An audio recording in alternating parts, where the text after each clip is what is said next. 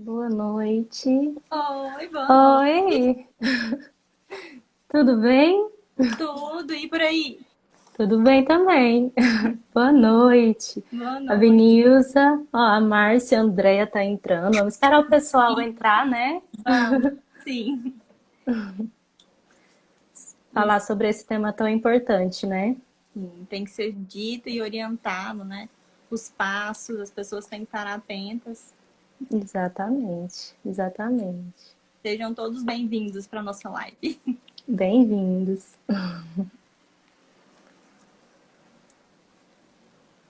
Vamos dar um tempinho. Vamos. A Benilza deu boa noite. Boa noite.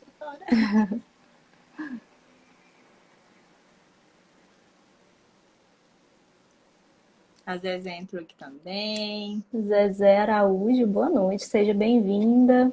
O pessoal tá entrando. E aí, como é que tá sendo aí a quarentena? Com todos os cuidados, né? Tô vacinada da primeira dose, aguardando a segunda, Amém.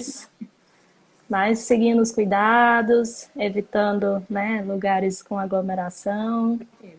Até porque é importante aproveitar esse espaço para falar que a vacina ela não impede que você fique doente. Ela só faz com que, se você fica doente, você tenha uma gravidade menor, né? A É coronavírus. verdade, é verdade. Então, A todo mundo. Benilza tá falando, todo mundo tomando os cuidados, né, doutora Camila? Isso, com certeza. A Benilza falou que tem que gravar para assistir depois e Vamos compartilhar. lá. Pode deixar. Oi, Boa Nil, noite, você tá Nilvia. aqui?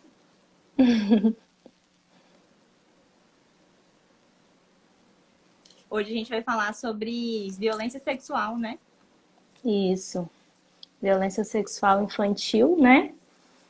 E falar sobre os cuidados, sinais que a criança pode apresentar, né? Orientação para as pessoas, né? Entenderem o que que é a violência, os efeitos que ela pode causar na vida de uma criança, de uma pessoa, né? Isso é importante. A doutora Camila vai trazer a experiência dela na pediatria, eu vou falar da minha experiência, né, na atuação da psicologia. E estamos aqui para tirar dúvidas, né, que vocês interajam também, mandem perguntas. Vou mandar. É. Bom, o que que você acha da gente já ir começando, se apresentando? Vamos então. Vamos sim. Pode ser? Bom, então eu sou a psicóloga Beatriz Santos, atuo na área clínica, sou psicóloga da saúde também. E, né, sou especialista da infância e adolescência. E é um prazer estar aqui hoje, Camila, conversando com você, trazendo um assunto tão relevante, né? Até porque é um prazer estrear, né, aqui no Sobre Saber Cuidar com um tema tão relevante assim, né? A Binilza, que é a idealizadora desse projeto, quando ela convidou, né, os parceiros, ela acreditou que todos tinham algo em comum, né? Que é a vontade de compartilhar o conhecimento, né? O conhecimento da psicologia, da pediatria, psiquiatria, de forma que seja acessível para as pessoas, né? De forma que elas entendam que esse conhecimento pode transformar a vida delas, né? Ajudar elas a se cuidarem e a cuidarem daquelas pessoas que elas amam, né? Então, nada melhor do que trazer esse tema da violência, né, para ajudar as pessoas a entenderem os efeitos da violência, né, na infância, como ajudar uma criança que pode estar sofrendo de abuso, né, sexual. E é um prazer, doutora Camila, estar aqui para a gente debater e conversar sobre esse assunto. É, assim, é um assunto digno de nota. É verdade. É Camila, né? É, algumas pessoas aqui já me conhecem, para outras pessoas no nosso primeiro contato. É o meu primeiro contato com você também, né? Sim. É, eu sou médica pediatra, formei pela Unig e pediatria eu fiz pelo Materno Infantil aqui em Goiânia. Atualmente eu trabalho como coordenadora de pediatria na maternidade Nascer Cidadão. E ainda trabalho em um monte de hospital. Eu trabalho no Salia Câmara, no UGOL e também no Antigo América, agora Apivida, né? Aham. E aí eu tô muito feliz de poder compartilhar com vocês. São experiências não tão prazerosas, né? Porque não é bom a gente atender esse tipo de caso. Porém, é muito importante, porque só assim a gente consegue conscientizar, ver o que, que a gente tem que prestar atenção para poder espalhar e evitar que novos casos aconteçam, né? Eu tive esse Exatamente. primeiro contato com a violência infantil no materno infantil durante a residência, porque ela é o centro de Uhum. referência para a violência sexual, tanto contra a mulher e também contra a criança. Então lá eu tive essa experiência maior aí de poder ver e conhecer um número maior de casos. Uhum. Sim. Eu acho interessante, né? Eu também, durante a atuação clínica, a gente se depara com situações assim. Eu pude atuar também no CREAS, né? Que é o Centro Especializado de Referência e Assistência Social, atuando com adolescentes que foram vítimas de abuso sexual. Então, é importante a gente trazer esse assunto. E eu acho que uma coisa que era importante a gente explicar para as pessoas é que o abuso sexual, ele não envolve só o ato sexual em si, né? Que pode ser com a penetração ou sem penetração, né? Envolve toda a situação em que um adulto, né, até um adolescente mais velho, ele utiliza, né, do corpo, invade a sexualidade da criança para sua própria satisfação sexual. Isso pode envolver carícias, né, o manuseio dos genitais, da mama, né, utilizar essa criança para a estimulação sexual. Isso é importante a gente entender, né? Que não só o ato sexual em si, com a penetração, mas todo esse tipo esses outros atos também se configura como abuso. Manipulação, né? Até Exatamente. ver a criança nua lá e se estimular, isso também é abuso sexual. Ou expor a criança a cenas de pornografia também é abuso Exato. sexual. Exato. E é importante a gente falar que essa exposição, né, em todas essas formas, já trazem, né, prejuízos para a saúde emocional, a saúde física, psicológica dessa criança, né? A violência, ela é tóxica, né? Ela altera a gente, para vocês terem ideia, até a forma como o sistema nervoso da criança vai funcionar, né? Afeta o desenvolvimento cognitivo, o desenvolvimento social. Então é importante a gente entender sobre isso, porque olha o impacto, né, que a violência pode ter na vida de uma criança, né, de uma pessoa. Isso. Faz o famoso estresse tóxico, né? Que o estresse, se ele for imposto para as pessoas em doses pequenas, a gente consegue tirar um proveito daquilo. Mas quando ele é repetitivo, de forma que a criança se vê sem saída, aquilo ali faz até perder neuronal mesmo, né? O estresse tóxico Sim, na infância. sim, Importante sim. falar. Por isso que é importante a gente abordar isso, né, doutora Isso. Camila? Muda E a como... trajetória. Sim, exatamente. E aí você estava falando que você teve esse primeiro contato, né, durante a residência. E como que foi para você, assim? Tem sinais que a criança apresenta, né? Quais são as queixas médicas que ela apresenta que pode estar relacionados a um abuso sexual que ela tenha sofrido? Olha, quanto à primeira pergunta, foi muito chocante, porque assim, é uma Uhum, realidade que a gente sabe que existe, mas que a gente não tem tanto contato. E aí, quando a gente se depara com aquela vítima e que a gente tem noção do quanto aquilo vai impactar na vida da criança, então a gente fica se sentindo mal, realmente, e aí tem que elaborar em casa depois, né? E aí sim. tomar outro posicionamento. Quanto aos sinais, tem muitos sinais, muitos, muitos, muitos. Agora vamos começar a enumerar aqui. Esses Uhum, sinais, eles mudam conforme a faixa etária também. E o tipo de violência que aquela criança sofre, ela também vai mudar conforme a faixa etária. Por exemplo, crianças pequenas, de 1, 2 anos, também podem sofrer abuso sexual. Nessas crianças, assim, é quase impossível haver algum tipo de penetração. Por quê? Na menina, que aconteceria uma penetração, né, vaginal ou anal, a cavidade vaginal da menina é muito pequena, então, assim, não daria Uhum. nem para colocar um dedo de uma pessoa adulta. Então, ocorre mais por meio de manipulação nessa faixa etária. E a manipulação, ela é ruim porque aquela criança, ela não tem uma noção, né? Ela não é bem orientada quanto àquilo. E ela não deixa vestígios. E não deixar vestígios é o que é pior. Porque Uhum. dá a oportunidade daquela violência se perpetuar. Só que, normalmente, essa violência ela não fica só na manipulação. Porque quem é autor de violência sexual na criança, geralmente é alguém próximo da criança. Alguém que está Uhum. junto da sala, da casa da criança, alguém que tem uma convivência de perto com a criança. E essa violência ela é repetitiva. Então ele começa com essa manipulação e ele vai progredindo. Essa criança vai se manifestando assim com medo de ficar perto daquela pessoa, porque ela sabe com o passar do tempo que tem alguma coisa que não está certo. Ela Uhum. começa a ficar mais introspectiva. E aí, conforme ela for crescendo, conforme ela vai é, se desenvolvendo também, né, sua maturidade sexual, vai aumentando os riscos, sim, de ter o abuso sexual com penetração. Nos meninos, anal, e nas meninas, Uhum. né, vaginal e anal.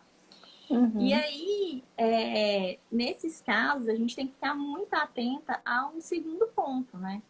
Que a criança vai reclamar de dor nas regiões sexuais, né? E ela vai também, infelizmente, se for o caso, poder apresentar até doenças sexuais transmissíveis. Porque Uhum. geralmente, né?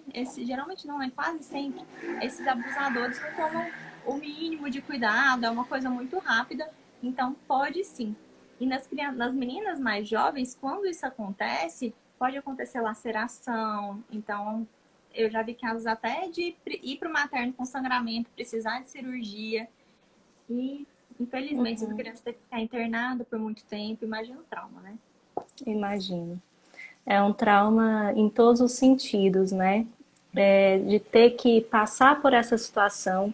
E para a criança, né, assim, você falando que geralmente esse abuso ele acontece ali no contexto familiar, né, ou de alguém que faz parte desse círculo ali familiar. Então, isso torna o abuso ainda mais impactante, né? Sim. Eu achei interessante você trazer isso, porque eu lembrei que o fato, por exemplo, da criança vivenciar muitas vezes o abuso com o pai, com a mãe, um avô, isso torna os sentimentos ainda muito mais confusos para essa criança, né? E aí ela pode apresentar esses sinais todos que você pontuou muito bem, né?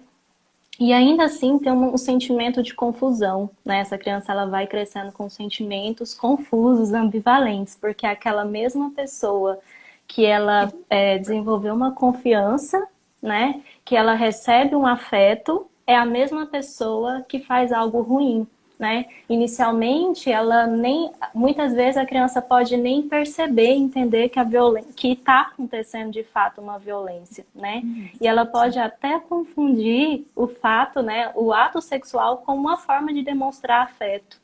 Então, muitas vezes por isso essa criança, né, ela vai desenvolvendo culpa, vergonha, vai se sentindo culpada daquilo acontecer. E o fato, você trouxe aí situações em que tem sinais físicos, né? E quando não há esse sinal físico, ainda pode ser mais difícil da gente identificar, né? E ainda do abusador usar dessa situação para continuar mantendo as relações, né? Uma coisa que você falou sobre as relações foi um caso que eu presenciei lá no materno, que o que chamava atenção, que a mãe começou a desconfiar, Uhum. era porque tinha um tio que tinha mudado para a casa da mãe, já tinha algum tempo, e a menina tinha muito ciúme do tio, e o tio tinha muito ciúme da criança. Uhum. Então, vira uma relação confusa, confusa para a criança também. Sim. E ela não sabe delimitar muito bem aquilo, ela não sabe nem que ela é uma vítima naquele contexto e Uhum. naquele momento. Ela vai descobrir isso depois, ela vai sentir esse impacto depois. Mas naquele primeiro Exato. momento, muitas vezes ela nem sabe daquilo. Uhum. E uma coisa que eu vi e que eu tinha até começado a conversar com a Benilza é dessa sexualização precoce das crianças. Porque isso é uma Exatamente. faca muito, uma linha muito tênue, porque passa a se glorificar uma sexualização precoce dessas crianças que, gente, abaixo de 14 anos, qualquer relação sexual é estupro. A Uhum, criança tendo aceitado ou ela não tendo aceitado, abaixo de 14 anos, é estupro, ponto. Pode ser da sim. mesma idade, pode ser adolescente, não ser maior de idade, é estupro. E aí passa até essa glorificação e uma sexualização precoce, e muitas vezes essa criança está naquele contexto que ela nem percebe que aquilo ali, naquele momento, para ela, é um abuso sexual. Mas a família tem que Uhum. estar atenta e a família tem que ver esses sinais, porque é crime para a família também que permite isso. Sim. Quem omite, né, quem se fica alheio à situação está sendo conivente e Sim, colaborando para ainda mais um sofrimento para essa criança, né? Acho sim, interessante isso que você trouxe, Camila, porque é um dos sinais que a criança apresenta, né? Essa hipersexualidade. Muitas vezes uma criança que pode ter um comportamento de se masturbar em público, se sim, envolver de forma sexualizada com outras crianças, né? Ou ter um linguajar sexualizado que é impróprio para a idade, né? Para a etapa que ela está. sim. Então, são outros sinais importantes aí da gente identificar, né? É uma criança que muitas vezes, em outras situações, pode ser que ela também tenha dificuldades de aceitar que um adulto ajude ela na higiene íntima, né? Nos cuidados pessoais. É uma criança que pode ter vergonha, né? Que antes não tinha, mas pode ter vergonha de expor o corpo na frente dos pais. Então, são outros sinais que a gente precisa estar atento, né? Sim. Uma queda no desempenho escolar, isso é muito comum também, falta de concentração, distúrbios alimentares, né? Tudo isso é importante. E Humor eu queria deprimido. falar humor deprimido, ansiedade, né? Uma irritabilidade também. Eu queria só falar para o pessoal que está participando, quem já entrou aí, sejam bem-vindos, façam perguntas, né? A ideia aqui é ter uma conversa, um bate-papo, que vocês participem, tirem dúvidas também. Sim. Vamos participar, pessoal. Estamos doidos aqui para esclarecer e orientar bem direitinho qualquer coisa que fique aí confuso para vocês. Isso mesmo, a Ana Carolina está dando aqui boa noite, bem-vinda. E aí, nesses casos, doutora Camila, que você, né, se deparou, como que é a abordagem com os familiares, né? Como que acontece lá na sua prática essa abordagem, essa orientação aos cuidadores? Então, essa consulta do ambulatório de violência sexual, ela é dividida em duas partes. A primeira Uhum, parte é com a criança e o cuidador. E a segunda parte é só com o cuidador. A gente nunca avalia a criança sozinha. A gente sempre conversa com a criança e o cuidador. Quando a gente conversa com o cuidador, como médicos, a gente está no papel ali, não de traçar uma investigação. Esse papel é o papel da uhum, polícia. Então, sim, é uhum, importante vocês fazerem o processo legal, né? Esse é o papel da polícia. Ali, como médico, a gente quer as informações relevantes para o tratamento daquela criança. Então, uhum, não necessariamente, é claro que na maioria das vezes a mãe já conta uma história que tem indicação de um culpado, mas não necessariamente a gente não é essa a finalidade. A gente não fica ali querendo saber. A gente quer saber quais foram as situações que a criança foi exposta, desde quando a mãe está observando alterações no comportamento da criança, porque a partir daí a gente tem uma ideia de quando teria começado esses abusos. sim, E a gente procura muito para a mãe outros sintomas físicos também. Quando a gente avalia, conversa com a criança, a gente tenta fazer o máximo para não revitimizar aquela criança. Então, se aquela criança realmente foi vítima de um estupro, a gente pergunta assim para ela: o que aconteceu? Você sabe por que você está aqui? Então, a gente uhum, pergunta nesse sentido. A gente não pergunta diretamente sobre a violência, não pergunta diretamente sobre o abuso, porque a gente não quer ter essa revitimização. Essa criança já passou por muito. Então a gente não precisa fazer ela passar por aquelas lembranças que são dolorosas e desconfortáveis. Por mais que a criança seja pequena, quando ela já começa a ter uns 4 anos, ela já começa a ter juízo de valor Uhum. daquilo que ela está passando. Então a Sim. gente tem esse cuidado. E aí a gente parte para o exame físico, né? No exame físico, como eu falei, das crianças menores, é difícil ter alguma evidência, porque, porque a maioria das vezes é manipulação. E nas crianças maiores, o que a gente observa nas meninas é o ímen, se o ímen tá roto ou não. E nos Uhum. meninos, a gente observa se tem lesão próximo do ânus mesmo.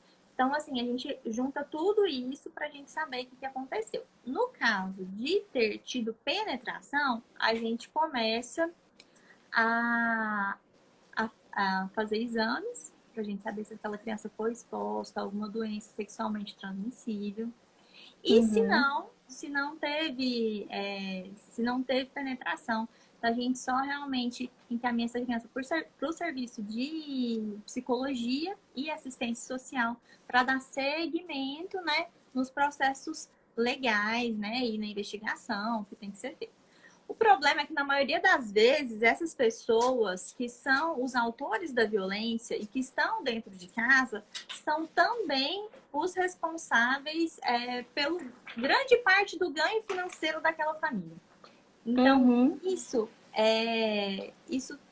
traz, às vezes, um prejuízo na continuidade desses trâmites legais, sabe? Porque acaba que a pessoa, a mãe que seja, eles ficam meio reféns financeiramente também daquele violentador, daquele abusador. Que é ao mesmo tempo o principal provedor, né, daquela família.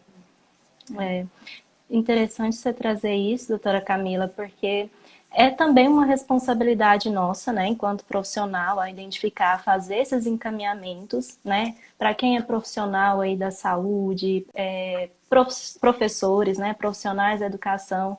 É importante denunciar quando existe essa suspeita, né, acionar o conselho tutelar ou entrar em contato com outros órgãos responsáveis, né, para que isso seja levado adiante, para que haja uma investigação, né? Apesar de ter aí essas dificuldades, né? Esses percalços aí. Principalmente, você falou da escola, eu acho a escola muito importante nesse processo, por quê? Porque na escola, a professora, ela tem uma vantagem, que é a de comparação. Então, na escola, a professora consegue comparar uma criança de uma idade X, vamos supor, uma criança de 3 anos, com outras crianças de 3 anos. Então, é mais fácil para a professora na escola ver uma criança introspectiva ou uma criança que está Uhum, com ações hipersexualizadas. Porque para a família, às vezes fala, é o jeitinho dele, ele é quietinho porque é o jeitinho dele. Ele tem medo de uhum, tudo, mas é o jeitinho dele. E na escola, não. Na escola, a professora ela tem essa comparação aí com outras crianças da mesma idade e que é muito importante para a gente fazer essa uhum. identificação. Então, eu vejo, né, quando eu rodei lá no ambulatório, no materno, muitas escolas eram quem encaminhavam, chamava a mãe e falava, ó, seu filho está falando tal coisa, ou seu filho está com a ação assim, assim, com o coleguinha. Então, acho que você tem que pesquisar alguma coisa. Daí a mãe atentava, levantava a orelha e aí começava a perceber movimentações. Então, a escola, nesse caso, Uhum. é muito importante. Com certeza. Até porque a professora ela vai ser mais sensível também ao desempenho, né, da criança também, que é um outro sinal, né, quando essa criança apresenta uma queda no desempenho ou apresenta alguns desses sinais que a gente já mencionou aqui, né, então é uma responsabilidade e dentro da avaliação psicológica, né, essa avaliação precisa ser criteriosa a ponto de ter uma avaliação com a criança, né? Essa avaliação ela vai depender da etapa, né, do desenvolvimento da criança. Então, crianças mais novinhas, a gente vai utilizar de muitos recursos ali lúdicos, né, de desenhos, bonecos. Uma criança que passa por situações de violência, ela tende a repetir essas situações, seja por meios repetitivos ali, né, manuseando os brinquedos, seja falando da forma como ela consegue expressar quando ela vê um desenho, uma situação, né? Então, é importante a gente fazer essa avaliação com a criança, né, com os cuidadores, e a escola nessa avaliação, né, os profissionais, né, os professores são importantes da gente englobar aí nessa avaliação para ter o máximo de dados possíveis, né, para ter uma riqueza aí na nossa avaliação, para que ela seja bem criteriosa e que a gente consiga identificar o máximo possível de dados que possam estar sugerindo que essa criança, né, esteja sofrendo algum tipo de abuso. É muito Com certeza. importante mesmo essa participação desses profissionais, né? Muito. E eu queria destacar também aqui, assim, criança já é um grupo de risco, já tem a vulnerabilidade só por ser criança. E Sim, todas os grupos com mais vulnerabilidades, porque todos nós temos vulnerabilidades, mas os grupos com mais vulnerabilidades são mais propensos a sofrer violência, né? uhum, Então, crianças com deficiência também são mais propensas ainda a sofrer violência. E essas crianças são as crianças, às vezes, que estão mais dentro de casas, mais reclusas e algumas vezes até assim, PCs, acamados. Então, também mamães e papais, se uhum, seu filho apresentar algum tipo de, mas meu filho tem algum tipo de, né, de deficiência, meu filho é PC, ele não vai sofrer isso. Esses é que você tem que, crianças com às vezes deficiência intelectual, fique de olho, tá? Seu filho não tá excluso de sofrer violência só porque ele tá mais em casa. Tem que. uhum. Ocorre sim.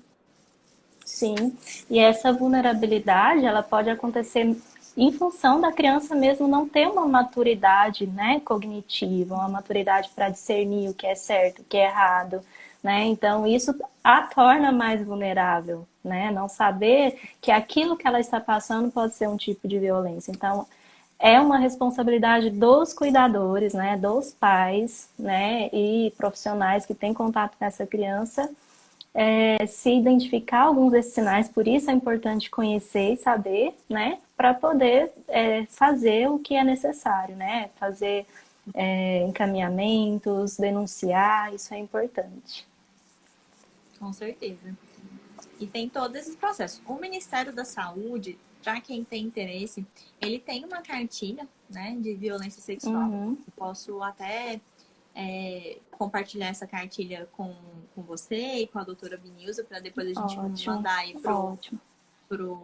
sobre saber cuidar. Porque nessa cartilha Uhum. eles falam muito sobre esses pontos e o que observar e como proceder em cada parte do atendimento, né? Multiprofissional, não só do atendimento médico, mas do atendimento multi.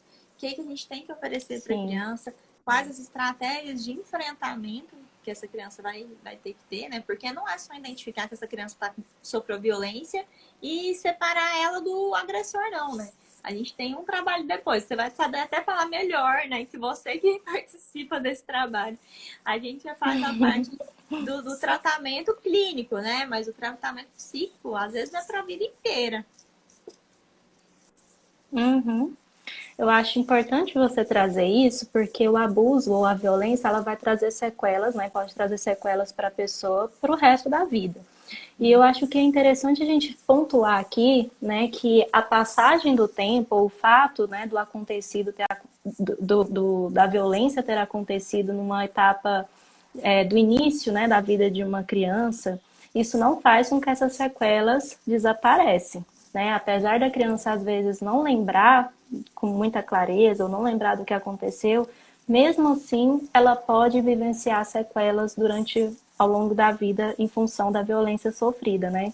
Então é importante a gente trazer isso, né? Que a passagem do tempo ela não faz É importante, sim, que essa criança ela receba o tratamento, né? Que ela tenha uma continuidade desse tratamento para ajudar ela a superar esse trauma, a expressar, né, os sentimentos, até porque ela teve uma exposição, uma situação em que pessoas que eram para ela para oferecer proteção, né, muitas vezes, e é importante a gente falar aqui que quanto mais proximidade essa criança tem do abusador, né, quando é um pai, um avô, mais impactante pode ser, né, ou quanto ela foi exposta a situações de violência, se foi uma vez, se foi repetidas vezes, né, então é importante a gente dar essa continuidade, ajudar essa criança a expressar o que aconteceu. Até porque muitas vezes essa criança ela vai apresentar estresse, ansiedade,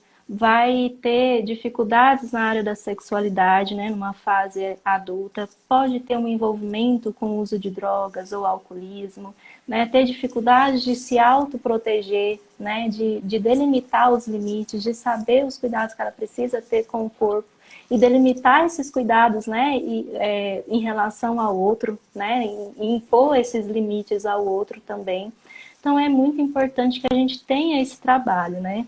E eu acho interessante, assim, falar sobre isso, até porque é um desafio, né, para a criança e para o adolescente. Eu lembro que na minha atuação no CRES, eu tive ali uma atuação com pré-adolescentes e adolescentes, da dificuldade de relatar o que aconteceu, né? De relatar a situação vivenciada, até porque relatar o acontecido é como se fosse vivenciar de novo uma situação muito traumática. É como se essa criança pudesse reviver aqueles sentimentos, né? Aquela situação que foi ameaçadora, que foi perigosa, muito aversiva para ela. Então, traz sentimentos de culpa, sentimentos de tristeza, de vergonha, né? Muitas vezes ela se sente culpada por aquilo ter acontecido, até porque a postura do abusador pode ser que induza ela a se sentir assim também, né? E muitas vezes, pelo fato de ter uma estimulação sexual, essa criança ela pode mesmo ter sentido prazer, por uma questão, né, biológica. Então isso, né, juntamente com a situação vivenciada, pode gerar muitos sentimentos de culpa na criança, de vergonha, né? Por isso é importante a gente ajudar essa criança ou esse adolescente, né, a lidar com esses traumas. E um transtorno muito comum de acontecer, né, muito relacionado à violência sexual, outros tipos de violência, né, quando a criança é exposta a esses tipos de situações, é o transtorno de estresse pós-traumático, né, doutora Camila?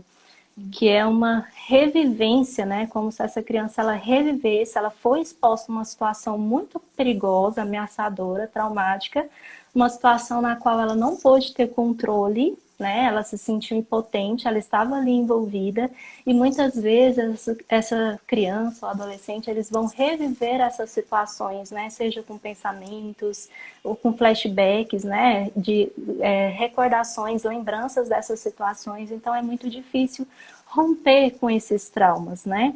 E muitas vezes o trabalho da psicologia vai ser ajudar, né, essa vítima, né, a criança ou adolescente, a dar uma nova interpretação para a situação, né?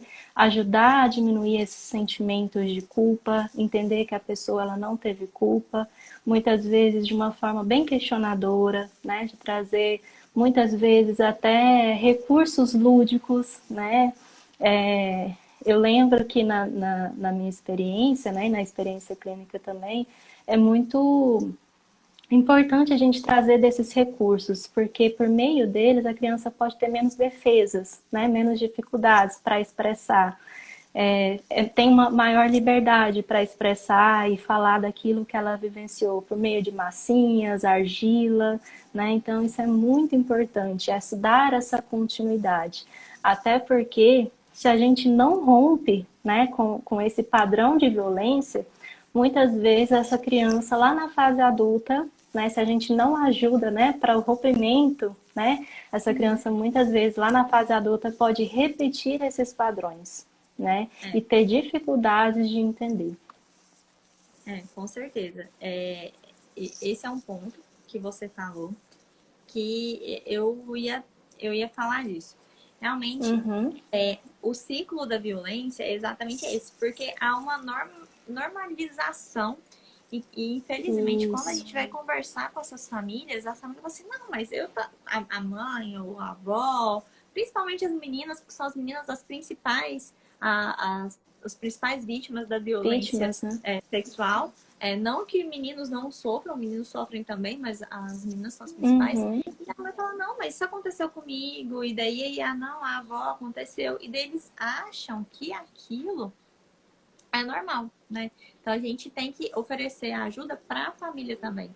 E por ser um tabu, já é um tema difícil, né? E Uhum. aí você expor, a pessoa se expor, a criança se expor, principalmente quando é aquela criança que já tem mais ou menos 8, 9 anos, que daí ela já tem totalmente formado de valor, é difícil para ela expor, porque ela sabe Uhum. que ela tá falando de um tema que às vezes não se fala em casa. E que às vezes, quando falam em algum lugar público, a mãe fala, não pode falar disso. A gente tem uma inversão de valores. Porque quando a gente escuta música, tem muita música que tem hipersexualização, e daí fala de sexo de tudo quanto é forma. E aí, quando você tem que falar de sexo de Uhum. uma forma educativa, não é falado. Então, assim, eu vi que muita gente, muitas professoras estão aqui se manifestando, tem gente da educação aqui, gente, vocês são muito bem-vindos, porque a É principal verdade. para mudar isso é desde o também. É falar, Uhum. olha, os órgãos sexuais são esses e esses, não pode mexer aí. Se alguém mexer aí, vocês têm que falar. Fala para a tia da escola, fala para a mamãe, não tem segredo, porque normalmente Uhum. os abusadores eles pedem segredo, eles oferecem trocas que para criança, na cabecinha delas, elas acham vantajosas, né? Se você fizer isso, eu te dou tal coisa, você vai ganhar tal presente. Então, a Uhum. educação, nesse sentido, ela é muito importante, porque ela é o agente que pode ser transformador desse ciclo, de parar esse ciclo de violência. Então, assim, principalmente no CEMEI, desenvolver estratégias para conscientizar sobre os órgãos sexuais, sobre o que é sexo.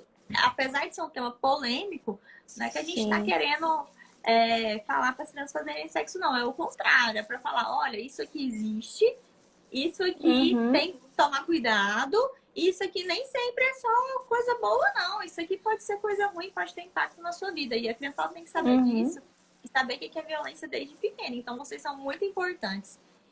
O lugar que mais se identifica na escola. Eu vi um outro comentário aqui que eu queria comentar também, da Ótimo. Aline, que ela falou assim, que com a pandemia, os casos, né, e as regras de distanciamento social aumentaram os casos de violência, né, e abuso contra a criança.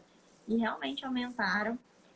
Infelizmente, nossos números ainda são é, é, falsos, eu diria, porque como é um tabu, nem todo mundo é, denuncia. Ou seja, se Uhum. aumentar os números de denúncia, imagina quantos números, quantas são as que não denunciaram. Então, realmente Sim. é um tema muito importante e que merece a gente fazer uma conscientização de ação nacional. Eu acho até que já Uhum. tiveram algumas, né? Falaram. Eu lembro de uma propaganda que falava: não existe segredo, não tem segredo com a sua mãe. Eu acho que não tem que ter mesmo, a gente tem que reforçar isso. Uhum. E deveria, assim, né? Eu acredito que isso ainda deveria ser muito mais realizado, né? Ter essa, é igual você falou, a questão da educação sexual ainda é entendido de uma forma muito distorcida pelas pessoas, né? Mas é uma das principais formas de prevenção, né? Ajudar essa criança a entender o corpinho dela, né? Os lugares que podem ou não ser tocados, e se for tocado, né? Que ela conte para alguém de confiança. Então, não é, né, educação sexual não é ensinar a criança a fazer sexo, né? Mas é justamente ajudar ela a se proteger, a entender melhor sobre o corpinho dela, né? E os cuidados que ela precisa ter com o corpo e entender os limites também, né? Quem pode tocar e onde pode tocar também, ela entender isso. Então, isso faz Exatamente. total diferença, né? Também Exatamente. queria agradecer a participação dos profissionais de educação aqui. Realmente, vocês fazem muita diferença nessa identificação, né? De entender esses sinais, de fazer a denúncia. Até a Cara tá falando que queria que toda a equipe dela estivesse aqui assistindo. Que bom. Que bom que vocês Vai estão ficar gostando. gravado. Acho que vai ficar gravado, não vai? Vai ficar gravado. Vou Você pode salvar aqui compartilhar para ficar na depois. nossa página. Depois a gente compartilha, É, porque realmente esse é um tema que ele tem que ser compartilhado. E a equipe multiprofissional é assim, é indispensável. Não tem tratamento. A gente está falando assim de uma forma leve, mas é um tema pesado, mas não tem tratamento de uma criança, não tem sim. segmento adequado de uma criança que sofreu violência sexual só com o médico ou só com o psicólogo. A gente precisa de todo mundo, assistente social, porque aquela família ela Junto. tem que ser seguida.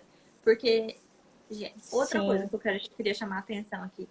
Onde tem um tipo de violência, geralmente tem outros tipos de violência. Então, assim, onde Uhum, existe. Se você identificou um tipo de violência, busque. Porque se tem uhum, violência física, pode ter violência sexual. Se tem violência sexual, pode ter. Consequentemente, já existe uma violência psicológica.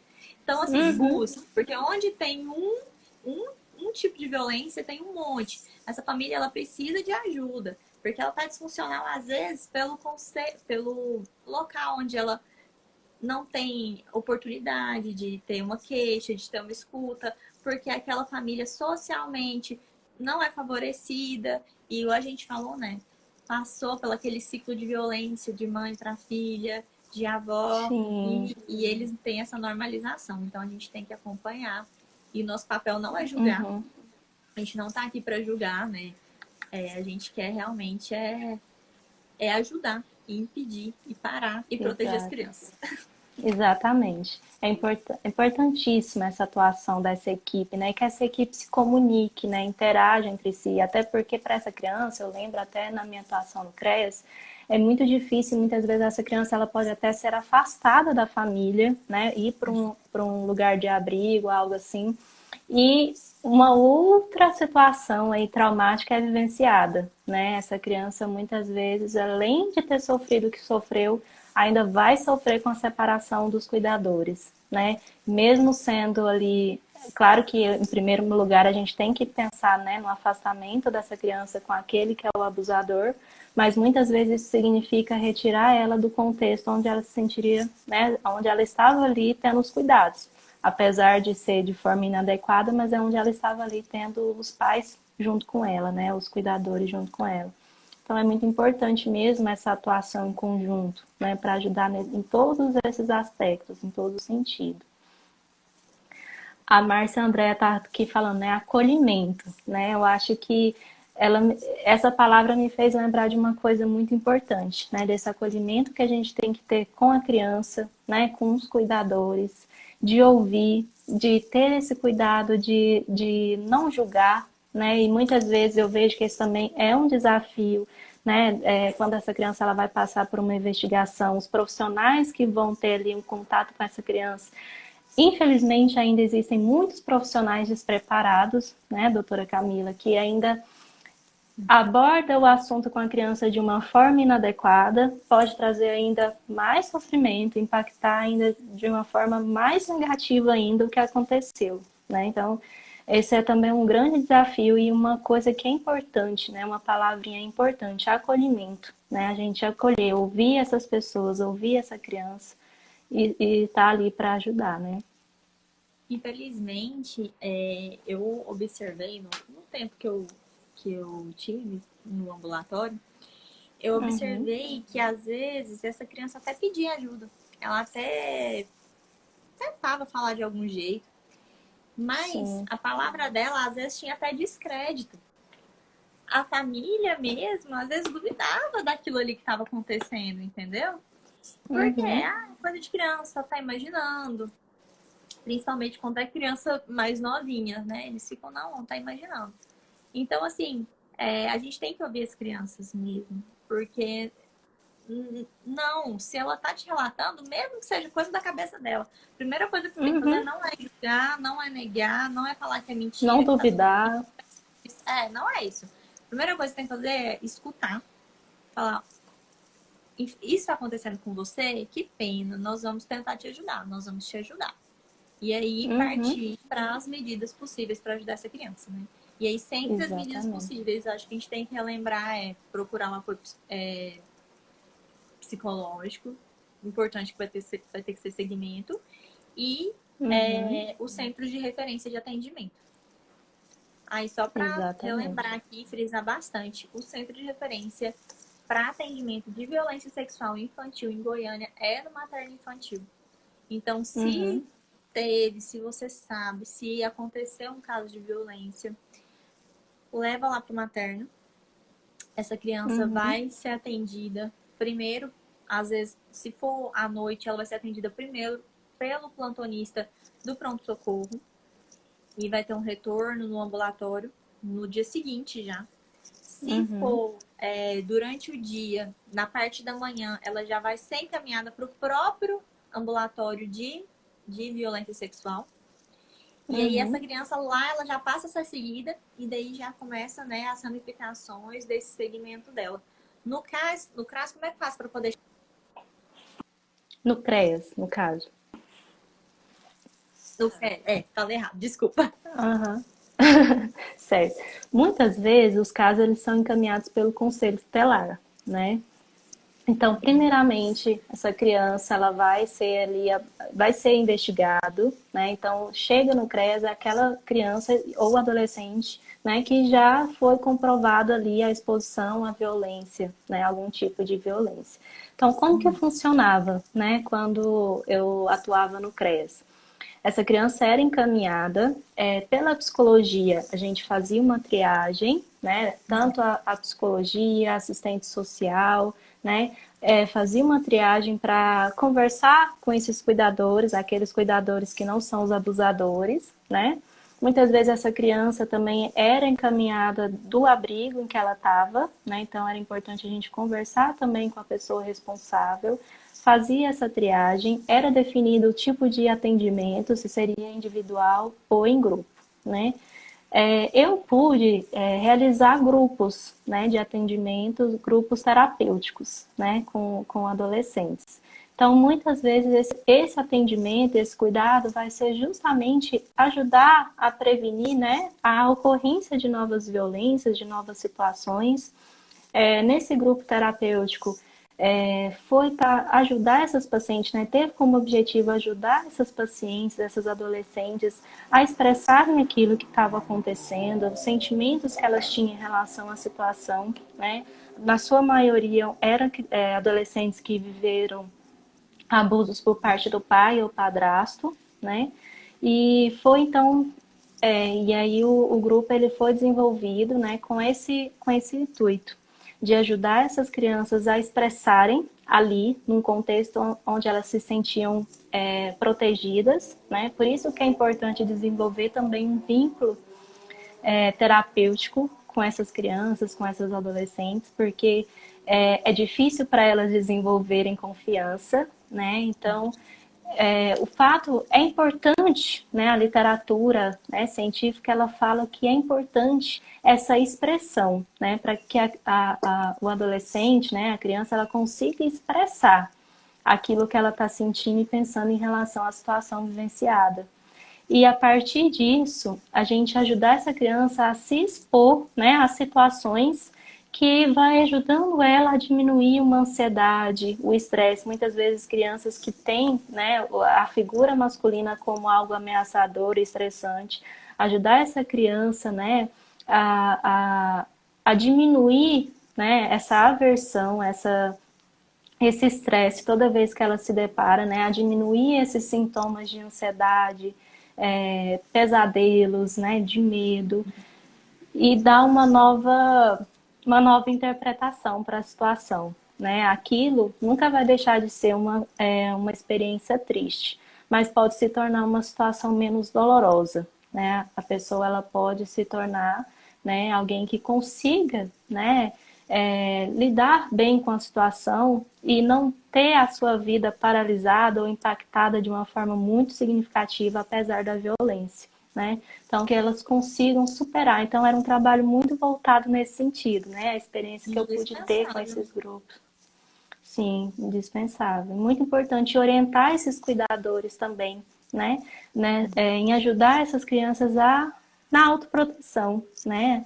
A ter esses cuidados ou a lidar com essas sequelas emocionais no dia a dia, para oferecer o suporte, o apoio necessário, né? Muitas vezes chegavam lá mães assim preocupadas, mas não sabiam como oferecer esse cuidado, né? Como ele Que também se sentiam culpadas, né? Se carregava essa culpa de não ter identificado, como eu não percebi, né? Eu podia ter identificado, eu não sou uma boa mãe por isso. Então, esse acolhimento e esse cuidado também com os cuidadores é fundamental, né? com certeza. Parece que a gente tem umas perguntas aqui. Ai, que bom. Nossa, a gente Deixa tá. eu abrir aqui mais. A, a Ó, tem a Carla pergunta perguntou. da Carla. É, o atendimento às grávidas, adolescentes estão sendo acompanhados no materno também? Olha, até o ano passado, as grávidas adolescentes que tinham sofrido estupro eram acompanhadas lá, né? Nesse ambulatório de violência sexual. E grávida adolescente, gente, já é gravidez de risco. Acho que o tema da live não é esse, mas só para orientar. Grávida adolescente já é gravidez de risco. Então, no Uhum. materno, fazia-se sim acompanhamento de gestações de risco, né? E aí, por gestante adolescente já ser gestação de risco, fazia alguns acompanhamentos lá sim. Outra Uhum. pergunta. Os encaminhamentos são demandas de livre procura? No materno não precisa ser encaminhado, não. No CRES parece que tem que ser encaminhado, né? Pela assistente social. Não entendi, Camila. Eu tô aqui Lá, tentando no serviço procurar. do materno, Ah, ela perguntou se os encaminhamentos eram livre demanda ou se a gente tinha que ter encaminhamento. sim. No materno não precisava. No materno chegava e já era atendido. No Uhum. serviço que você trabalhava No era só CRES encaminhado, né? também sim, era encaminhamento, mas claro que uma pessoa que chegasse lá também ela seria acolhida e ia ser realizado todo o acionamento de outras, né? De outros locais que pudessem averiguar e tudo mais. Que Mas não legal. é algo comum, né? Geralmente é feito o encaminhamento. Encaminhado. E na prática clínica, né, a partir do momento em que há suspeita, né, já é realizada a denúncia, o sigilo nesse caso, por entender que é algo que pode trazer algum perigo para a criança, a gente quebra esse sigilo, né, entra em contato, faz a denúncia no conselho tutelar, entra em contato com os órgãos responsáveis para poder encaminhar e averiguar tudo que está acontecendo com a criança. Tem que realmente, a gente não pode deixar passar, não. A Márcia tá Sim, falando. a Divina Olhar falando aqui que atentas. depois da pandemia. Ah, Não, pode ler. Quem que tava falando? a Divina falando aqui, né, que tem que ter um cuidado redobrado após a pandemia para ficar atenta a esses sinais, até em função desse aumento, né, que teve durante a pandemia. É importante e sempre dar essa orientação aos pais também, mesmo agora de forma remota, né, que a escola tem estratégias para levar né, para conscientizar os pais, os professores, né, de alguma forma orientar esses pais nos cuidados que são importantes, né. Mas é interessante mesmo. Que bom a participação de vocês. Você ia falando de outra participação, né, Camila? Eu estava lendo aqui, um comentário da Márcia. Olhar atento às brincadeiras, ao que chamamos de jogos simbólicos, ali muitas coisas como ponto de atenção. Com certeza, né? Você tinha pontuado, né, Beatriz, de antes de, Exatamente. às vezes, uma manipulação mais da área sexual ou fazerem brincadeiras simbólicas de movimentos repetitivos com outras crianças, né? Uhum. Isso a gente também tem essa fase no desenvolvimento infantil. Essa fase, ela existe. Mas se essa fase ela estiver fora do período esperado, né? Ou se ela tiver na escola é legal ver, porque na escola, às vezes você vê várias crianças com esse comportamento, que é o comportamento às vezes esperado para a faixa etária, dependendo da faixa etária. E aí tem algumas crianças que elas têm um comportamento exacerbado, ou que mesmo que seja um comportamento hipersexualizado na faixa etária, ele é diferente. Então, a Uhum. comparação na escola é ótima. A gente não pode normalizar tudo não também, ficar atento. Às vezes ele está com um comportamento Sim. hipersexualizado, pode ser da fase, mas atenção. De toda forma, esses comportamentos eles não podem ser analisados de forma isolada, né? Fora de um contexto. Por isso, observou esses comportamentos, observou esses sinais, independente de se é abuso sexual ou não, encaminha, né? Procura um profissional para ajudar nessa avaliação, porque de alguma forma está sugerindo algo que pode estar acontecendo com a criança. Né? Mesmo que não seja abuso sexual, né, é importante falar que esses sinais, né, como a gente falou, de ansiedade, distúrbios alimentares, esse comportamento hipersexualizado, eles podem acontecer em outros transtornos também, né? Ou quando a criança ela vivencia outros tipos de trauma, né? De toda forma, está sinalizando algo aí que precisa de uma atenção, né? Algo que precisa ser encaminhado por um profissional para entender e orientar de forma adequada o que fazer, né? Com certeza. A Márcia falando aqui também que quando há suspeitas nas instituições, né, de educação, os gestores são orientados a encaminhar para o conselho tutelar. Isso Ah, é que muito bom. importante, né? Até Ótimo. tá isso está até prescrito no ECA, né, no Estatuto da Criança e do Adolescente, que é dever, né, daquele profissional, daquela pessoa que identificou essa situação, fazer esse acionamento mesmo. Não fechar os olhos. Não fechar os olhos. Muito legal, muitas Bom, tem mais alguma participações. coisa, doutora Camila, que você queria falar, comentar? Muito bom. Não, eu acho que a gente pontuou tudo. Eu gostei do nosso papo também. Podemos repetir. Podemos. A ideia aqui, gente, é a gente trazer conteúdos de forma acessível, né? Conteúdos que vão ajudar vocês a identificar, né, a psicologia, o conhecimento da pediatria no dia a dia, que possa fazer diferença na vida de vocês, né? Venham conhecer a página sobre saber cuidar, né? A ideia é trazer conhecimento de forma acessível. Tem profissionais aqui com esse intuito, né? Uma equipe aí com essa missão, né? E foi muito bom. Queria agradecer a participação de vocês, né? Tivemos muitos profissionais da educação, o Reifton aqui, né? Que é papai. Tenho certeza que ele está preocupado também em identificar esses sinais.